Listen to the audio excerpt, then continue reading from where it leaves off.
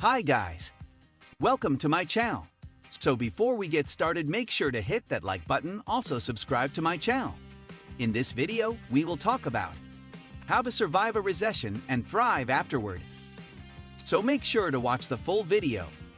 Recessions, defined as 2 consecutive quarters of negative economic growth, can be caused by economic shocks, such as a spike in oil prices, financial panics like the one that preceded the Great Recession, rapid changes in economic expectations, the so-called animal spirits described by Maynard Keynes. This is what caused the dot-com bubble to burst, or some combination of the three. Most firms suffer during a recession primarily because demand and revenue falls and uncertainty about the future increases. But research shows that there are ways to mitigate the damage. In their 2010 HBR article, Roaring Out of Recession, Ranjay Gulati, Nitin Nohria, and France Wolgezijan found that during the recessions of 1980, 1990, and 2000, 17% of the 4,700 public companies they studied fared particularly badly. They went bankrupt, went private, or were acquired. But just as striking, 9% of the companies didn't simply recover in the 3 years after a recession. They flourished, outperforming competitors by at least 10% in sales and profits growth. A more recent analysis by Bain using data from the Great Recession reinforced that finding. The top 10% of companies in Bain's analysis saw their earnings climb steadily throughout the period and continue to rise afterward. A third study by McKinsey found similar results. Decentralized firms were better able to adjust to changing conditions. How should a company prepare in advance of a recession, and what moves should it make when one hits? Research and case studies examining the Great Recession shed light on those questions. In some cases, they cement conventional wisdom, in others, they challenge it. Some of the most interesting findings deal with 4 areas: debt, decision-making, workforce management, and digital transformation. The underlying message across all areas is that recessions are a high-pressure exercise in change management, and to navigate one successfully, a company needs to be flexible and ready to adjust. Deleverage before a downturn. Rebecca Henderson, of Harvard Business School, likes to remind her students, Rule 1 is, don't crash the company. That means, first and foremost, don't run out of money. Because a recession usually brings lower sales and therefore less cash to fund operations, surviving a downturn requires deft financial management. If Amazon hadn't raised all that money prior to the dot-com bust, its options would have been much more limited. Instead, it was able to absorb losses in its investments in other startups and also launch Amazon Marketplace, its platform for third-party sellers, later that year. It further expanded during and after the recession into new segments: kitchens, travel and apparel, and markets Canada. Companies with high levels of debt are especially vulnerable during a recession, studies show. In a 2017 study, Xavier Giraud of MIT Sloan School of Management and Holger Mueller of NYU Stern School of Business looked at the relationship between business closures and associated unemployment and falling housing prices in various U.S. counties. Overall, the more housing prices declined, the more consumer demand fell, driving increased business closures and higher unemployment. But the researchers found that this effect was most pronounced among companies with the highest levels of debt. They divided up companies on the basis of whether they became more or less leveraged in the run-up to the recession, as measured by the change in their debt-to-assets ratio.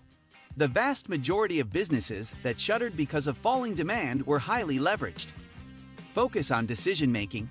A company's performance during and after a recession depends not just on the decisions it makes, but also on who makes them. In a 2017 study, Raphaël Assadon of Harvard Business School, Philippe Aghion of Collège de France, Nicholas Bloom and Brian Lucking of Stanford, and John Van Rienen of MIT examined how organizational structure affects a company's ability to navigate downturns. On the one hand, the need to make tough decisions may favor centralized firms. The researchers write because they have a better picture of the organization as a whole, and their incentives are typically more closely aligned with company performance. On the other hand, decentralized firms may be better positioned to weather macro shocks because the value of local information increases. The researchers relied on data from the World Management Survey of Manufacturers, which includes questions on how much autonomy a plant manager has to make investments, introduce new products, make sales and marketing decisions, and hire employees. Companies in which plant managers had little discretion were considered highly centralized. Those in which they had a lot of discretion were scored as less so. The researchers also examined results from a similar survey run by the U.S. Census and matched them with company reports of sales, employment levels, profits, and other performance measures. Look beyond layoffs. Some layoffs are inevitable in a downturn. During the Great Recession, 2.1 million Americans were laid off in 2009 alone. However, the companies that emerged from the crisis in the strongest shape relied less on layoffs to cut costs and leaned more on operational improvements, Ranjay Giladi and his colleagues found in their study of public companies. That's because layoffs aren't just harmful to workers. They're costly for companies too. Hiring and training are expensive, so companies prefer not to have to rehire when the economy picks back up, particularly if they think the downturn will be brief. Layoffs can also hurt morale, dampening productivity at a time when companies can ill afford it. Firms invest in IT during recessions because their opportunity cost is lower. In some parts of the world, policymakers encourage shorter hours as an alternative to layoffs. Many countries and more than half the states in the U.S. have some sort of short-time compensation program, whereby workers whose hours are reduced receive partial unemployment compensation. In France, 4% of workers and 1% of firms took advantage of short-time work programs in 2009, and the program paid off for both workers and companies.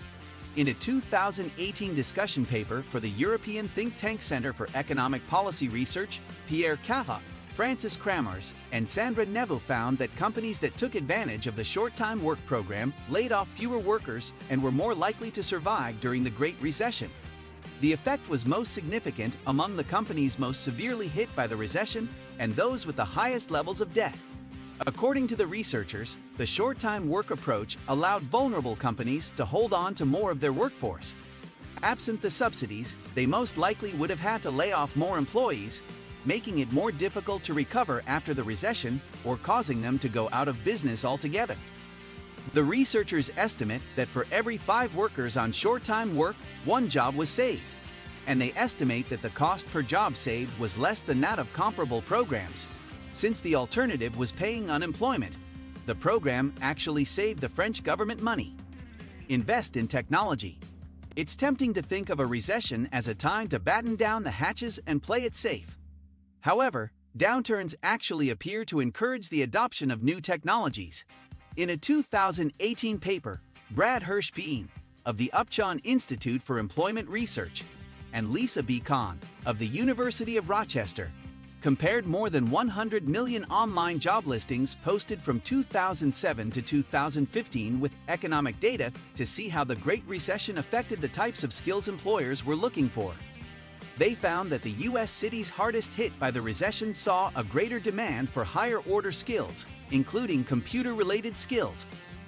The boost in demand was partly due to employers taking advantage of high unemployment to be choosier, as suggested by Alicia Sasser-Modestino of Northeastern, Daniel Shobe of Harvard Kennedy School and Case Western Reserve, and Joshua Balance of the New England Public Policy Center. Their study found that the demand for tech skills returns to more normal levels once the labor market improves. The second reason is that digital technology can help cut costs. Companies should prioritize self-funding transformation projects that pay off quickly, George says, such as automating tasks or adopting data-driven decision-making. The third reason is that investments make companies more agile and therefore better able to handle the uncertainty and rapid change that come with a recession. What do you think of our video? Let me know in the comment section below.